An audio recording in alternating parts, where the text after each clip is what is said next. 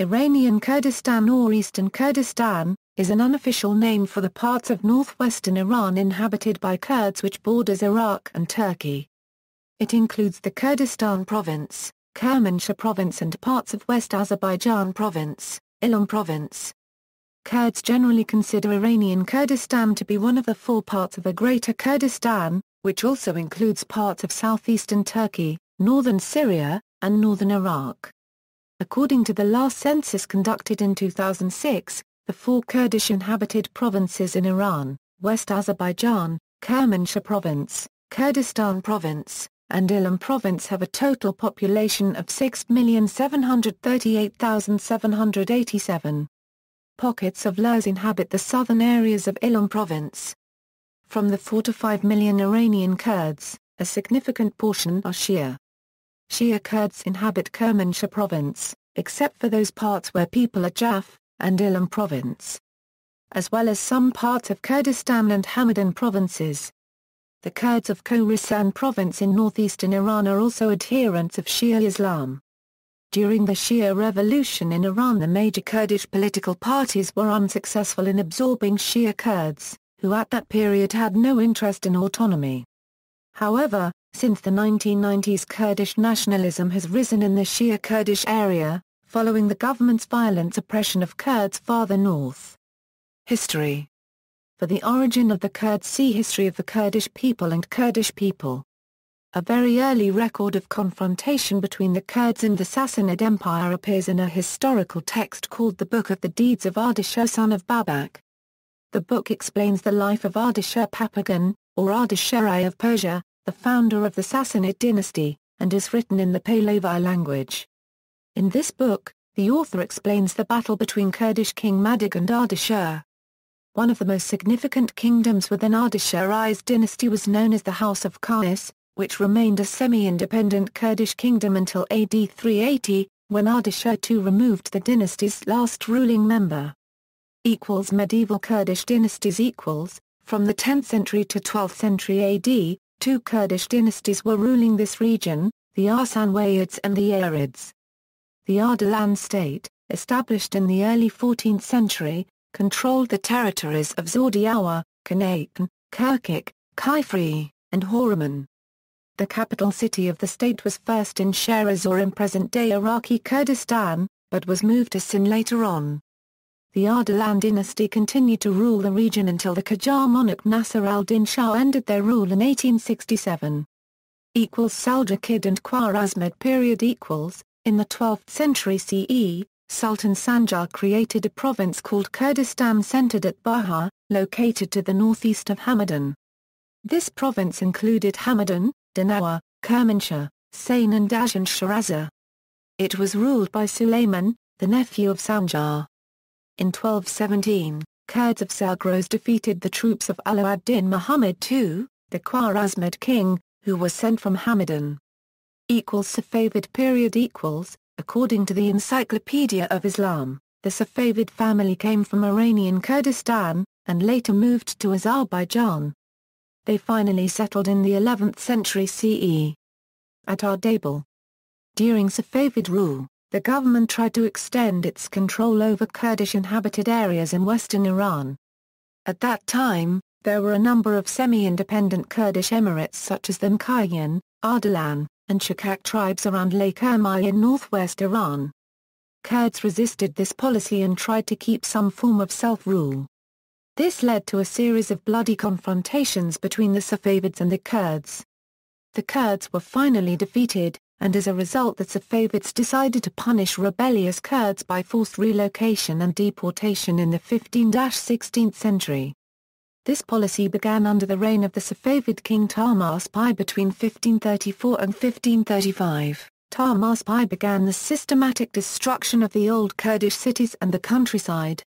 Large numbers of Kurds from these areas found themselves deported to the Alborz Mountains and Khorasan, as well as the heights in the central Iranian plateau. At this time the last remnant of the ancient royal Hadher-Basentni tribe of central Kurdistan was removed from the heartland of Kurdistan and deported to Khorasan, where they are still found today. Battle of Dimdim. There is a well-documented historical account of a long battle in 1609–1610 between Kurds and the Safavid Empire. The battle took place around a fortress called Dimdim located in Beradost region around Lake Urmia in northwestern Iran. In 1609, the ruined structure was rebuilt by IMA registered trademark Akson Lepsara registered trademark N, ruler of Beradost, who sought to maintain the independence of his expanding principality in the face of both Ottoman and Safavid penetration into the region. Rebuilding Dimdim was considered a move toward independence that could threaten Safavid power in the northwest. Many Kurds, including the rulers of Mukayyan, rallied around Amir Khan. After a long and bloody siege led by the Safavid Grand Vizier Haytham Beg, which lasted from November 1609 to the summer of 1610, Dimdim was captured. All the defenders were massacred. Shah Abbas ordered a general massacre in Beradost and Mukayyan and resettled the Turkish Afshar tribe in the region while deporting many Kurdish tribes to Khorasan. Although Persian historians depicted the First Battle of Dimdim as a result of Kurdish mutiny or treason, in Kurdish oral traditions, literary works, and histories, it was treated as a struggle of the Kurdish people against foreign domination. In fact, Beta registered trademark Dimdim is considered a national epic second only to Memazar registered trademark N by Ahmad Khani. The first literary account of Dimdim battle was written by Faki Tyran. The Khurasani Kurds are a community of nearly 1.7 million people deported from western Kurdistan to North Khorasan by Persia during the 16th to 18th centuries. Afghan and Afshar periods Kurds took advantage of the Afghan invasion of the Safavid realm in the early 18th century, and conquered Hamadan and penetrated to the area near Isfahan. Nader Shah sought to suppress a Kurdish rebellion in 1747, but he was assassinated before completing the expedition. After Nader's death, Kurdish tribes exploited the power vacuum and captured parts of Fars. Qajar period In 1880, Sheikh Bajila, a Kurdish leader, engaged in a series of revolts against the Iranian government. These revolts were successfully suppressed by the Qajar kings, and this was one of Iran's few victories during the Qajar period. In the early 20th century, Ismail Aga Simcoe took advantage of the chaotic situation in the aftermath of World War I and rebelled against the Iranian government. He was finally defeated by Reza Shah Pahlavi. Kurds in modern Iran Simcoe revolts against Reza Shah The weakness of the Persian government during World War I encouraged some Kurdish chiefs to take advantage of the chaotic situation. Simcoe, chief of the Shakak tribe, established his authority in the area west of Lake Urmia from 1918 to 1922. Jafar Sultan of Ahriman region took control of the region between Marivan and north of Halabja and remained independent until 1925. In 1922, Reza Khan took action against Kurdish leaders. Simcoe was forced to abandon his region in the fall of 1922, and spent 8 years in hiding. When the Iranian government persuaded him to submit, he was ambushed and killed around Dushnau in 1930. After this, Reza Shah pursued a crude but effective policy against the Kurds. Hundreds of Kurdish chiefs were deported and forced into exile. Their lands were also confiscated by the government. World War II When Allied troops entered Iran in September 1941, the Persian army was quickly dissolved and their ammunition was seized by the Kurds. Sons of the Kurdish chiefs seized the opportunity and escaped from their exile in Tehran. Hama Rashid, a Kurdish chief from Bani, took control of Sardasht, Bani and Mariwan in western Iran. He was finally driven out of the region by the Persian army in the fall of 1944. Republic of Kurdistan in Mayabad Although Iran had declared its neutrality in the Second World War, it was occupied by Allied forces. With support from the Soviet Union, a Kurdish state was created in the city of Mayabad in 1946 by the Kurdish movement Komli Kurd under the leadership of Qazi Muhammad. Since the minuscule entity extended no further than the small cities of Mayabad, Bikan, Piranshah, and Ashnavai in Iran, not even all of Iranian Kurdistan supported the experiment, let alone the Kurds in other states. The Republic of Mayabad, as it is often called, lasted less than a year, as the end of the war and the withdrawal of the occupying Soviet forces allowed the central government to defeat the separatists and return Kurdistan to Iran. The Islamic Revolution and the Kurds. Kurdish political organizations were enthusiastic supporters of the revolution against the Shah, which brought Ayatollah Khomeini to power in February 1979. The Shah had shown himself to be no friend of Kurdish aspirations for greater autonomy and a loosening of Tehran's control over their affairs. From the early days of the revolution, relations between the central government and Kurdish organizations have been fraught with difficulties. The Kurds, with their different language and traditions and their cross-border alliances, were seen as vulnerable to exploitation by foreign powers who wished to destabilize the young republic. Sunni Kurds, unlike the overwhelming majority of their countrymen, abstained from voting to endorse the creation of an Islamic Republic in April 1979. That referendum institutionalized Shia primacy and made no provision for regional autonomy. The crisis deepened after Kurds were denied seats in the Assembly of Experts gathering in 1979, which were responsible for writing the new constitution. Ayatollah Khomeini prevented Dr. Gazimullah, the elected representative of the region, to participate in the Assembly of Experts' first meeting. Kurds were therefore deprived of their political rights under the new Iranian constitution, since the majority of them belonged to the Sunni branch of Islam. The wave of nationalism engulfed eastern Kurdistan after the fall of the Pahlavi dynasty in line with a series of anti-revolutionary revolts across the country. In early 1979 armed conflict broke out between armed Kurdish factions and the Iranian Revolutionary Government's security forces. The Kurdish forces included primarily the Democratic Party of Iranian Kurdistan and the leftist Komelah. The new leadership had little patience for Kurdish demands and opted for crushing unrest through military means. As a result, Ayatollah Khomeini, the new religious leader of Iran, declared a jihad against separatism in Iranian Kurdistan, declared in his statement on August 17, 1979. In a speech in December 1979, Ayatollah Khomeini called the concept of ethnic minorities contrary to Islamic doctrines. He also accused those who do not wish Muslim countries to be united in creating the issue of nationalism among minorities. His views were shared by many in the clerical leadership. In the spring of 1980, government forces under the command of President Abolhassan Banisadr took back most of the Kurdish cities through a huge military campaign, sending in mechanized military divisions to Kurdish cities including Mayabad, Sanandaj, Por, and Marivan. Entire villages and towns were destroyed to force Kurds into submission. Ayatollah Khamenei sentenced thousands of men to execution after summary trials. The Islamic Revolutionary Guards Corps fought to re-establish government control in the Kurdish regions. More than 10,000 Kurds were killed during this process. Kurdish movement between Shia Kurds in south of Iranian Kurdistan. David McDowell has argued that since the 1990s Kurdish nationalism has seeped into the Shia Kurdish area partly due to outrage against government's violent oppression of Kurds farther north, but David Romano rejects such claims, noting that there's no evidence of an active guerrilla insurgency in the area. Although, there is a new rise of Kurdish identity movement in the southern parts of Iranian Kurdistan, which has risen up from the first decade of 21st century that shows itself in the way of formation of an armed group called the Partisans of Southern Kurdistan and some other organizations specially about Yazani people of that parts of Kurdistan. On December 2, 1996, the death of a prominent Sunni clergyman, Mullah Muhammad Rabiou, in Kermanshah led to violent clashes between Sunni Kurds and the security forces.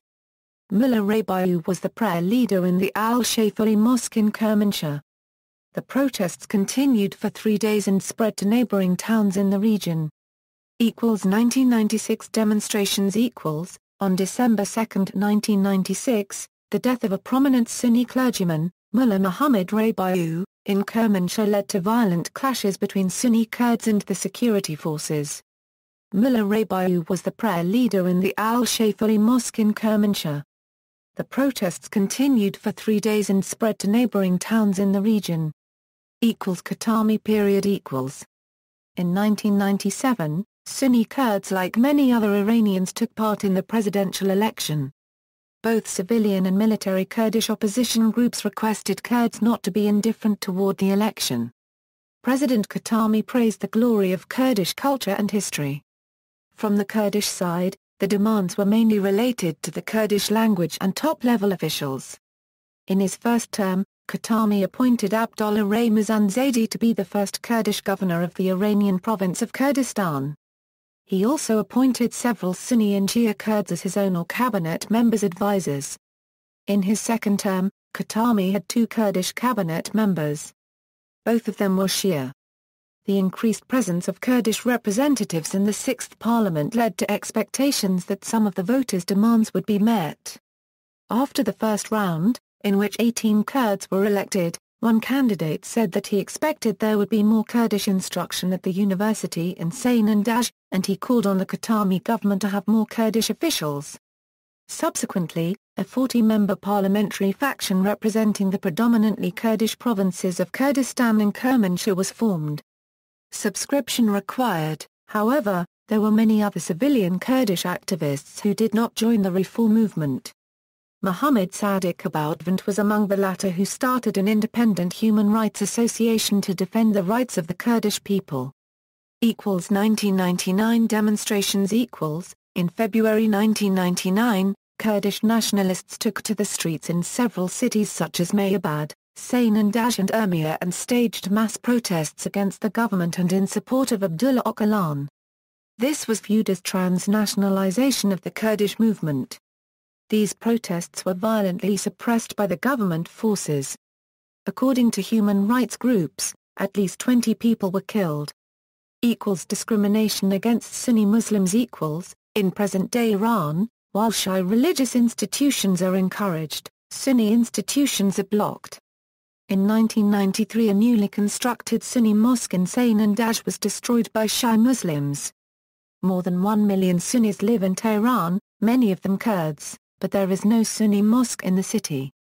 In a rare public protest, 18 Sunni parliamentarians wrote to the authorities in July 2003 to criticize the treatment of the Sunni Muslim community and the refusal to allow construction of a mosque in Tehran that would serve that community.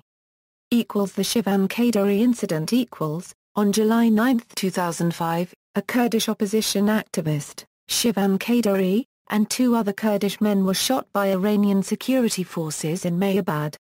According to witnesses, the security forces then tied Qaderi's body to a Toyota Jeep and dragged it through the streets.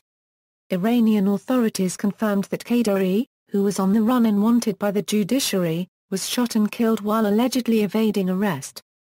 For the next 6 weeks, riots and protests erupted in Kurdish towns and villages throughout eastern Kurdistan such as Mayabad, Piranshah, Sin, Sardasht, Ashnebieh, Bani, Bokan and Sakais, with scores killed and injured, and an untold number arrested without charge. The Iranian authorities also shut down several major Kurdish newspapers, arresting reporters and editors. On March 13, 2006, Serli Nekbakht, a well-known Iranian human rights lawyer who is Mr. Qaderi's lawyer, announced that Qaderi's murderer was a member of the police who shot the victim illegally. He also added that the murderer and the one who ordered the act are under investigation and the judiciary system has been cooperative up to now. Previously, government authorities accused Qaderi of moral and financial violations. Serli Nekbakht rejected all these allegations. Political prisoners and executions. Kurds have suffered a long history of discrimination in Iran. In a report released in 2008, Amnesty International said that Kurds have been a particular target of the Islamic Republic of Iran, and the Kurds' social, political and cultural rights have been repressed, as have their economic aspirations. As a result, many human rights activists in Iran often shift their focus to specifically identify the Iranian authorities' violations of human rights against the Kurdish minority. However, according to Amnesty International, those activists who do link their human rights work are drawing attention to the government's failure to observe international human rights standards, to their Kurdish identity. They risk further violations of their rights. At the beginning of the 21st century, a number of Kurdish activists, writers, and teachers have been arrested for their work and were sentenced to death. The increase is likely due to the government's crackdown following the nationwide protests after Iran's presidential elections. Even before the elections, Kurdish rebel groups, specifically the Party for a Free Life in Kurdistan or PJAK, have taken up arms against the state. In November 2009, Iran executed Ihsan Fatahian, the first of over a dozen political prisoners on death row, despite an international campaign calling for his release. Authorities accused Fatahian of carrying arms for an illegal organization, and sentenced him to several years in prison. Fatahian never confessed to carrying arms and was not given a fair trial, nor was he permitted access to his lawyer, and the Kamala, the illegal organization he was accused of associating with, claimed that he had left the group a long time ago. Fatahian attempted to appeal, and when he did so, he was sentenced to death for enmity against God. His execution was condemned by human rights groups and activists internationally. In January 2010, Iran executed a second Kurdish political prisoner, Fawzi Yasamani, for enmity against God. Like Fatahian, Yasamani was tortured and authorities tried to force him to confess, but he refused. He was also denied a fair trial. Without notifying the families or lawyers of the political prisoners, Iranian authorities ordered the execution of 4 more Kurdish political prisoners, Ali Haidarian, Farhad Vakili, Mehdi Islamian, Shirin Alamhoulai, and Farzad Kamanga, a teacher who received a lot of attention internationally following his arrest, in Iran on May 9, 2010. The 4 political prisoners suffered severe torture at the hands of Iranian authorities and were also forced to confess their memberships in an illegal organization, namely PJAK. None of the activists were given fair trials nor did they have access to their lawyers. Amnesty International Australia described the executions as a blatant attempt to intimidate members of the Kurdish minority. All activists denied any links to PJAK, and the leader of PJAK also denied any links to the 4 activists. Despite repeated international calls demanding the release or retrial of these 4 political prisoners, all were executed without any prior notice or warning. Following the executions, Iranian authorities refused to return the bodies of those executed to their families. As of May 2010, there were at least 16 other Kurdish political prisoners on death row. Not one case has been reported as having received a fair trial. See also, Kurds in Iran, Ardalan, Democratic Party of Iranian Kurdistan, History of the Kurdish people, Iraqi Kurdistan, KAL, Kurdish population, Kurdish music, Syrian Kurdistan, Turkish Kurdistan. References.